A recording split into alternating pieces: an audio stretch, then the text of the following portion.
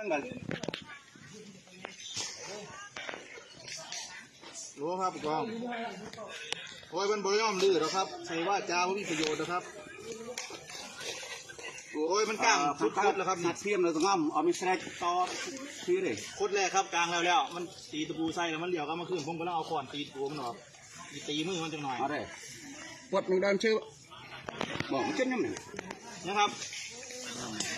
มีอาวุธเบิดปืนกลมันกระบอกนึงมัน6-7 คนเดี๋ยวต้องดักทีเลยนึงจวนเด็ดเลยนะเฮ้ยจะมาใส่มาเจนยังไงจะตีมือนะเอาได้ดิฮะตีมือนะ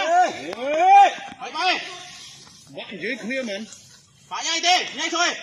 เข้าไอ้ก็ไม่ไอ้ดะเข้าดีเด้อตลอดเบอร์มันเอาดักตอนเรือวิ่งมันเรืออย่างนั้นก็มันเรือจอมีจอใหญ่กรมหน่อยอะไรจอมีนะต้องยังหันกรมใจเด้งดักเคลียร์พอหน่อยมีตัวใหญ่เคลียร์กรมตอนนี้อะไรวิจิตรทอดจังทอดอยากทอดอะไรมึงทอดไปไอ้ตรวจน้ำเท่าเบียดหมานี่ตัดทิ้งนี่ขโมยเลือดมึงตัดนะโ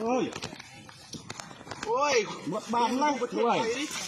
เกี่ยรวดน้ำเขาใหญ่ดูโอ้เท่าจริงไหมรถทำตัวแล้วตัดไปนอนในบ้านไหนอดนิดเอาไปอะไรบ้างดาวดำมันสวยเว้ยเดี๋ยวจะบอก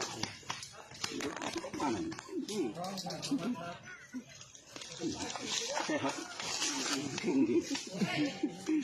เขาจังเลยไปนี่โอ้ดวดน้ำดักมาแต่ใส่ได้ใหญ่พร้อมกระดักหมดดักมาบดทำนั้นเตี้ยตั้งไอ้ตอนนี้เนี่ยเตี้ยตั้งบ่ไอ้ตอนนี้เป็นยัง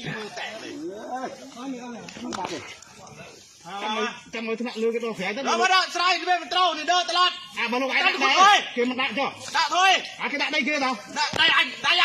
เองก็ลาได้เองไม่ใหญ่มาบ่ได้เองก็ลาไม่อ่านเลยนะไปเองก็ลามาบ่ได้เอ้ยมันต้องเป็นก็ลาบอกมาเนี่ยก่อนไปเลยไปเลยมึงจวนได้เร็วเจ้ามือเฮ้ยมาเร็วจะเก่าสินเข้ามาดิกลัวมึงเหรอ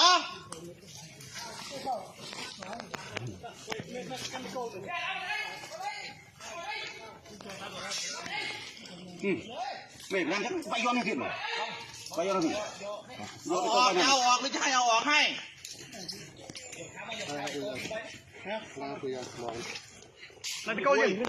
นี่ตะโกนลูกไปอะตุ้ยการก็เลือสิยออะไรไว้นั่นเลยเฮ้ยมึงตีใส่ที่กูตีมือนะกูบอกเลยเอาทิ้งกระบังเอาทิ้งกระบัง